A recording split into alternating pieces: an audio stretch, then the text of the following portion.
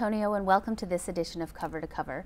And thank you for joining us. I'm your host, Caitlin Cowart with the San Antonio Public Library. The library provides invaluable tools for building the community's prosperity. We also know that more can be accomplished when partners work together toward a common goal. In May, the library celebrates National Small Business Week. We are partnering with the Small Business Association to celebrate America's entrepreneurs and small business owners. Here to tell us more about the programs coming up at the library are Diana Morganti, the library's Coordinator of Services to Adults, and Anthony Ruiz, District Director of the Small Business Administration. Thanks so much for being on the show and welcome. Pleasure. Thank you. All right, Small Business Week and month, that's a really big deal and a lot going on with that. I just kind of want to talk overall about this observance, and Dee Dee, if you can tell me first why it's important for the library to have involvement and offer programs for small business owners and entrepreneurs. Sure. Well, first off, you mentioned Small Business Week. Small Business Week is the first week in May, and I bet Anthony will talk a little bit about what the community is doing for small business, but I can tell you what the library is doing for small business. We've partnered with the SBA and with Cafe Commerce to observe Small Business Monday. It is on the Monday of Small Business Week, Monday, May 2nd in the Central Library. It's actually going to be inside Cafe Commerce, which, as you know, is inside the Central Library.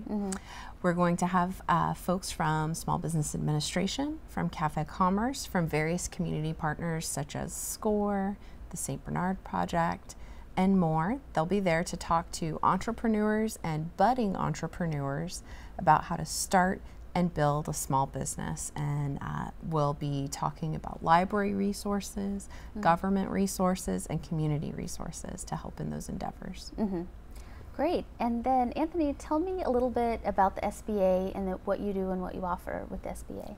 SBA's primary mission is to provide resources and programs to business owners and entrepreneurs to develop and grow their business, as well as training to business owners to become professional CEOs as their companies grow and develop. We have basically our programs in a nutshell. We call it the 3 C's. It's counseling, capital, and contracting. In the counseling, through our resource partners, we provide cost-free, one-on-one confidential counseling through folks that want to learn about starting a business, as well as business owners that want to solve business problems and also want to seek additional resources and marketing opportunities to grow their business. In capital, we have lending relations specialist staff that train the banks to join SBAs and be a primary lender, providing SBA lending products. SBA to give incentive to banks to lend to small business. We guarantee their loans provided to small businesses anywhere from 50 to 90%, depending upon what different loan program. And it's an excellent program, and it even offers international trade financing. It also offers the ability for a business owner to buy commercial real estate for their own business, not for investment, and using debenture financing. Wall Street has come to small business through SBA, where we provide the business owner 40% of the loan is financed with a long-term 20-year fixed-rate bond that's often below prime. In the area of contracting, we have a variety of certification programs available to business owners, like the Women-Owned Small Business certification, the Hub Zone certification, different from Texas, the veteran type certification for including service disabled veteran, and the 8A minority contracting program. And this provides the business owners additional income streams, including open competition among all small businesses. But they don't have to limit themselves to that type of competition. They could even go for all open competition in federal contracting. And once they get pretty proficient, they go in that area as well. We do and implement these programs through our resource partners, the Service Corps of Retired Executives, otherwise known as SCORE, the Small Business Development Center here, located at UTSA, but also nationally, and throughout our 68 district offices partnering together, and funded the Women's Business Center, which is located at Cafe Commerce in the library. Yeah, well, these are excellent resources for entrepreneurs. And what exactly will you be offering on May 2nd at this? Will you be counseling? Will it be like a programming session that you'll be offering? We're going to be offering educational sessions on lending, contracting, and counseling, and most importantly, the resources available, educating the attendees on the resources available through our resource partners, and some of which are located at Cafe Commerce, in addition to Women's Business Center, SCORE, in addition to counseling at their office in the courthouse building near the Alamo. They also provide counseling at Cafe Commerce in the library. Yeah, great. And you're a former business owner yourself, so you have firsthand experience with this whole entire process and being an entrepreneur yourself. That is correct. I owned a variety of 5 companies as a serial entrepreneur, and for 22 years in Texas and Virginia and Maryland, which included manufacturing for the Department of Defense and commercial construction. Excellent. And Dee Dee, tell me a little bit more about the Small Jobs and Business Center at the library, and a little bit about the partnership with Cafe Commerce. Sure. Well, Cafe Commerce is located on the first floor of the Central Library. This is an independently run nonprofit. Actually, they're there to serve as a clearinghouse for entrepreneurs and budding entrepreneurs who are looking to start and build their small business. They actually house a number of community resource partners, as Mr. Reese was mentioning. So in that area, you'll find the Women's Business Center, you'll find Lift Fund, and you're going to find other resource partners that you can connect to there. They also have resources that you can use there to connect to other things, such as the different services that the SBA provides. In addition to that, in the Central Library, we have our Jobs and Small Business Center on the 5th floor. Through that Jobs and Small Business Center, we offer monthly programs with SCORE, again, as Mr. Reese was mentioning. So you can see how all these resource partners are really connected in the city, which is wonderful. But SCORE provides monthly seminars on starting and building your small business, how to write a business plan, how to use social media marketing to build your business, etc. And then they also provide one-on-one counseling at the Central Library every Saturday. You can make appointments, and they've also been willing to meet folks at branch libraries as well. In addition to that, we host seminars throughout the city at different times of year. We just finished having a seminar from St. Mary's on how to do taxes for your small business. We had that at one of our branch libraries. Oh, wow, yeah. It's very timely because tax season has just ended. Anyway, so we do this throughout the city, and of course the library has resources to help you, such as books in our collection, online databases. We have a wonderful database that we just can't talk up enough called Business Decisions that can help you make decisions about your business as you're starting to either start or build your small business. So for example, if you were starting up a coffee shop and you wanted to start it up in a particular area of town, you could put in a zip code to actually see the geographic distribution of coffee shops in that area and the buying behaviors of people to find out if that area is oversaturated in coffee shops or if there really is a demand, and this is a great place to put your business. It's a really sophisticated mapping tool and tool to help you make your decisions as you're building a small business. So I encourage people who are really just barely starting out, maybe they're not ready to connect with Cafe Commerce or with the SBA, come to the library and find out what resources we have for you to explore your ideas. Yeah, absolutely. I love that. And can you tell me, you've probably seen a lot of success stories along the way, so can you tell me about one or two of your favorite ones? Sure. We have an abundance of success stories, and the most dramatic, an individual that was a veteran, and after serving in the military, he secured a government job, and after a few years in being exposed to other entrepreneurs, decided, I think this is for me.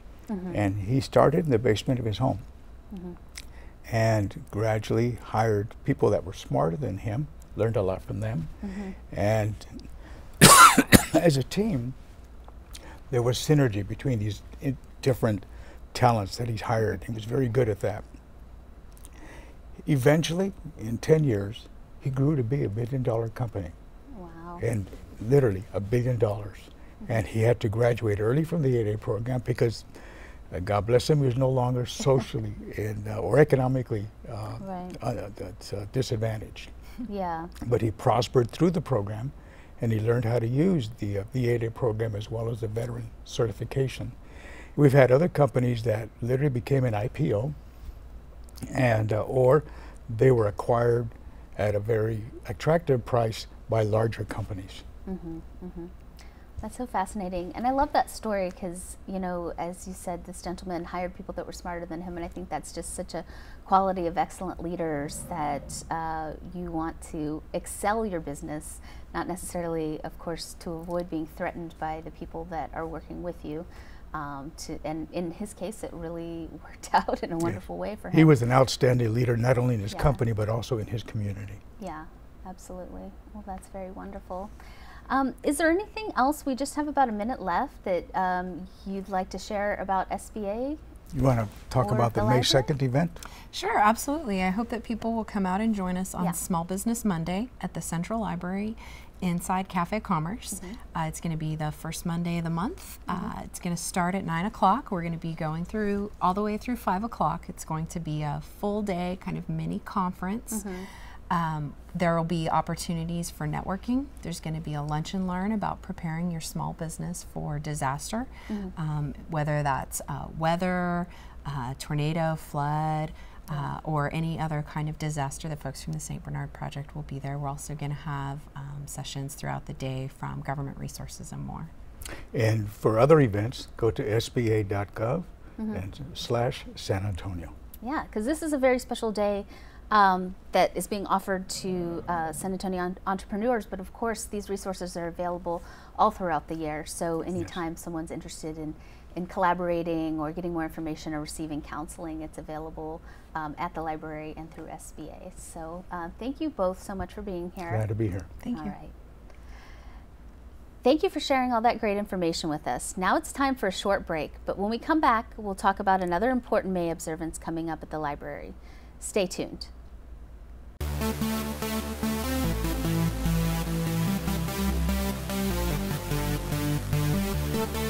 Welcome to the Mayor's Book Club. I'm so excited to announce the Spring 2016 book choice, The Book Thief by Markus Zusak. The Book Thief, which inspired the 2013 film, is the story of Liesel Memminger, a 9-year-old German orphan who is sent to live with Hans and Rosa Huberman in the town of Molching shortly before World War II. The book delves into Liesel's relationships with her adopted parents, the mayor's wife, who invites her to read in her library, a Jewish man named Max, who they hide in their basement, and with the politics of the Nazis during the Holocaust. Among other themes, The Book Thief explores the power of words and propaganda, humanity and dehumanization, abandonment, and survivor's guilt.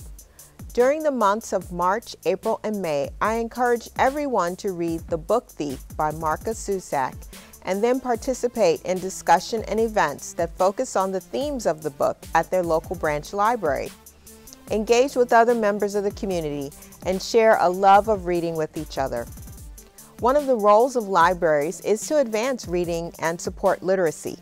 Libraries are always there to provide a place where students learn, citizens engage, and communities gather. I especially encourage young adults and their parents and families to read this book together. Reading as a community provides opportunities for people of different backgrounds and stages in life to sit down and discuss ideas that are important to all of us. I hope that each of you will check out a copy of the book at your local branch library or digitally at mysapl.org.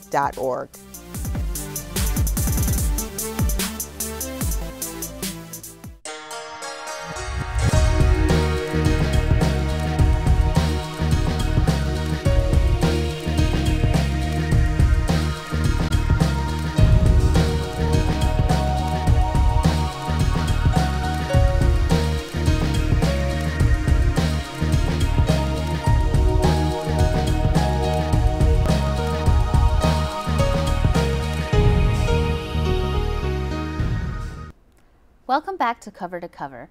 Today we're talking about some very important observances coming up at the San Antonio Public Library in May. One of the roles of the library is to enlighten and educate the community, to promote tolerance, and to help members of our community understand the importance of acceptance. This May, the library will observe the Holocaust Learn and Remember. This annual observance is a commemoration and remembrance of the Holocaust. Here to tell us more about the program is Howie Nestel, co-founder of the Holocaust Learn and Remember. Howie, welcome to the show and thank you for being here. Thank you. It's good to be here. Again, second year. Absolutely. And this is the 4th annual Holocaust Learn and Remember. Right. So I guess the first 2 years I didn't get to come out on TV to talk about it, but I'm glad I'm here today. Yes, you earned your keep here. So now you're here on the show. So tell me a little bit about the background and the history of how the Learn and Remember programming got started. Yeah, thank you. I will tell you that it started as a brief breakfast social conversation with Ramiro Salazar, the director of the public library. And somehow we got to talking about the Holocaust. And I told him that I had just given a talk at the Yom HaShoah Day, which is the Jewish Holocaust Day of Remembrance. And I told him I had given a talk, and I mentioned some things about my uncle, who's a Holocaust survivor. And so he asked me if is there any type of event similar to that, but for the broader community, meaning for the general population of San Antonio. And I said, not that I know of. As a matter of fact, I've lived in a half dozen cities across the U.S., and I have not heard of a general city-wide event commemorating or remembering the Holocaust. So he said, we should do one.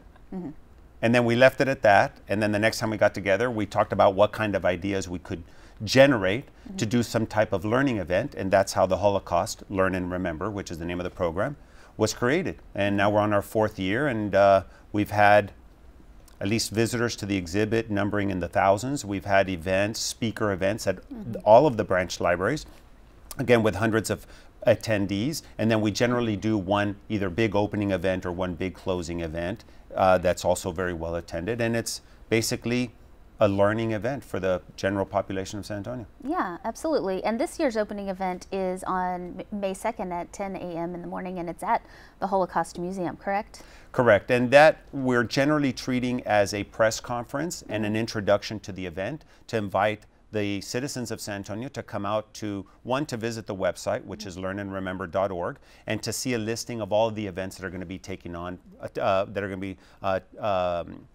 place during the month that they can come out to, that are all free, by the way.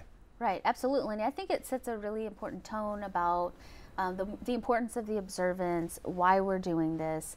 And the Holocaust itself, it's a very, deep and subject matter to talk about. And what advice would you have to those out there who want to learn more, who want to attend the programs, but may feel a little bit intimidated even by the subject? Right. I'll tell you, I'm one of those that's intimidated by the subject. When we first started with Holocaust Learn and Remember, one of the initial strategic partners that we had in putting on these learning events was a library called the Missoula Holocaust Library. It's no longer here in San Antonio. It's now living in Colorado. But I spent 10 years volunteering at the library, looking at videos, images, and reading documents, Nuremberg trials, transcripts. And it was just very difficult material to get through.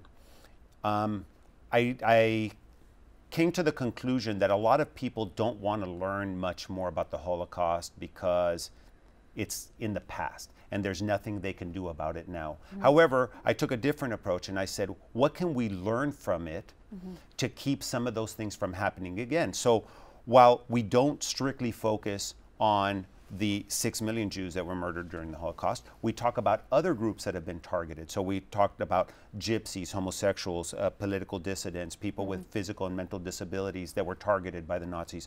And so those have been our subjects every year, and we increase the number of topics that we talk about each year. And then we also have topics and speakers that are age appropriate. So you can look at that on our website and determine whether or not your child would be, if it would be appropriate to bring them to one of these talks. Right. The important thing is that we take away lessons from the Holocaust that would keep us from having a society where that could happen again. Yeah. So bigotry, racism, anti-Semitism, and those kinds of things are alive and well in our community, in Europe, and other places. And so what lessons from the Holocaust can we take to try to avoid something like that happening again? Yeah, and I think that's a really important point, because I think that sometimes there is that perspective that, you know, this is not something that we're dealing with anymore, and that we are in so many ways, and it might just be in a different set of scenarios than what was going on at that time.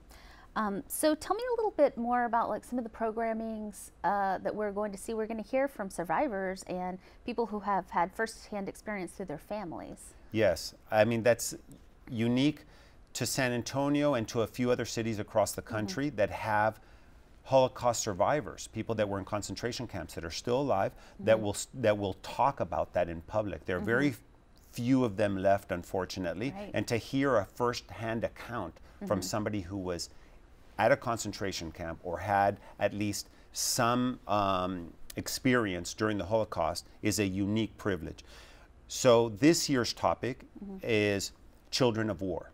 And so even though some of the speakers that are Holocaust survivors are now in their 80s, and we even had a speaker last year in his 90s, these people were children during the time of the Holocaust. And so the theme, Children of Holocaust, is what we're going to be focused on this year. We have programs not only from survivors, but from college professors, university professors, the superintendent of 6 charter schools who actually traced the life of Anne Frank by going and doing a video blog of all the places that Anne Frank visited from the date of birth to the date of death. And so he's going to give a talk. His name is Bruce Rockstro, and it's just fascinating talks. Yeah, and all the information about the programs will be available at the Learn and Remember website, which is learnandremember.org. Correct. And then also on the library's website at mysapple.org. So, and I think too, I mean, don't you think that this experience and having these programs are not only important to the people there that are listening, but also the people who are speaking about these things, that even though it's a very, very difficult thing to do, that in some ways it's a healing experience? Right, it absolutely is. I have run across people that are Holocaust survivors that for 30 or 40 or 50 years didn't talk about their experience and only recently started talking about it. And that's one of the things that comes up, is that they say that it's therapeutic for them to finally talk about it. Some of them were only able to talk about it with their immediate family. Some of them, quite conversely, could only talk about it in public but never wanted to bring it up to their family. Right. So it is therapeutic. We have also other people, I think it's important even for the speakers that were not directly connected to the Holocaust to give these kinds of talks, because it legitimizes the fact that they've done this research and now they have an audience to share that with. So Dr. Roger Barnes, who's the head of the sociology department for the University of Incarnate Word, he'll be one of our speakers. And he just recently, as recent as this January, went to Eastern Europe and in Poland specifically, and visited, I think, either 6 or 8 concentration camps. And he's going to give a talk and show some slides of some of the things that he saw while he was there. Oh, wow, that's very interesting, and will be a very impactful program. And then the closing event, the keynote speaker that we have, that's going to be May 22nd, May 26th at Central Library. So tell me a little bit about the presenter of this program. Right, that I'm very excited to have him down here. His name is Dr. Bernd Wallschläger, and he has a phenomenal story. So every year for Holocaust Learn and Remember, we try to come up with a keynote speaker that is really a wow factor or an outside the box factor. So this guy does not fit the typical pattern of what we've had, but I ran across his story. I contacted him, invited him to come down. He's never spoken here in San Antonio, and his talk is good. I don't want to tell you all the details, but let me just say this. He was born in the 1950s, but his dad was a highly decorated Nazi tank battalion commander. So as he started asking his dad, who was considered a war hero, by the way, for the Nazis, he started questioning about what the Nazis were actually doing, who their enemies were, and what their process was for, in essence, eliminating undesirables. Caused some family struggles. He ended up leaving home, and I'll let you guys listen to his actual talk in person when he gets down here, but he's going to tell you that story. And he lives now in Florida, and he's a doctor, and he's raising his own kids, and he's been back to give them tours of the concentration camps. Yeah, absolutely. An unexpected story, but certainly with some new perspectives and some different perspectives on how to think about this whole entire subject. Yep, and one of the books that Dr. Walschlager wrote is Growing Up in the Shadows of a Hero. Okay, so his dad was a hero for the Nazis, but of course, he turned that experience of what he did, what his dad did, into a way of making amends to the people that his dad murdered, and what he ended up accomplishing, Dr. Walschlager, in his own life is quite remarkable, and how much he's given back and what he's done for humanity. So, yeah, well, I look forward to that program, and I hope that all of you viewers out there will join us on May 26th at Central Library. Howie, we have about half a minute left. Is there anything else that you just want to add as far as the upcoming observance that you want to tell our viewers? For sure, visit the website. That'll be updated. It'll even be updated throughout the month if new things come up. So learnandremember.org. And I know that it's a heavy subject. However, it's always important to continue to learn from the past, and help avoid some of the problems or some of the conflicts and things that have happened in the past. Be a part of the solution, and that's really the whole purpose behind Learn and Remember. What have we learned from the past, and how can we make this a better world to live in? Yeah, very well put, and thank you for being on the show, Howie. Thank you. For more information about these and other happenings coming up at the library, head to our website at mysapple.org or follow us on social media at mysapple. Tune in next month for our next edition of Cover to Cover. See you then.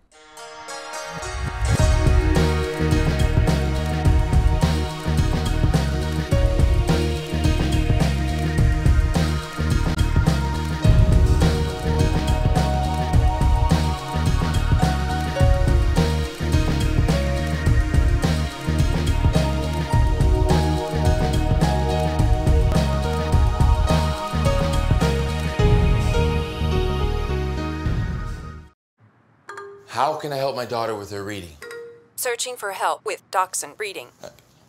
How can I help my daughter with her reading? Information on hot water heating. No. Sarah's bright, but when she's reading, she has trouble sounding out the words. World music, playing track now. No. Let me try. Our daughter gets confused about which details in a story are important. Which paper towels are most absorbent? What? Here are 5 product reviews. Why are you not getting me? See, I told you. Wait, I was trying to show you how Sarah feels every day. Frustrating, isn't it? Redirecting to understood.org. For the 1 in 5 kids with learning and attention issues, this is what life can feel like. Explore understood.org, a free online resource about learning and attention issues, designed to help your child thrive in school and in life. Understood.org, because understanding is everything. Hey San Antonio, ride sharing is back. Yay! And it's safer than ever. Now, when you order a ride, you can see right there on the screen whether the driver has passed the background check by the San Antonio Police Department. Rideshare drivers who pass the test will have a verification number on the Rideshare app. If the app assigns you a driver that doesn't have the verification number, you can cancel that ride and request another. Drivers can get the verification for free by downloading an application from the City of San Antonio website. The police department will take their photo and fingerprints and run the prints through an FBI database. Drivers who pass the background check will have the verification card emailed to them, which they can upload to the app. It's that easy. Now, if there is just a certification for online dating,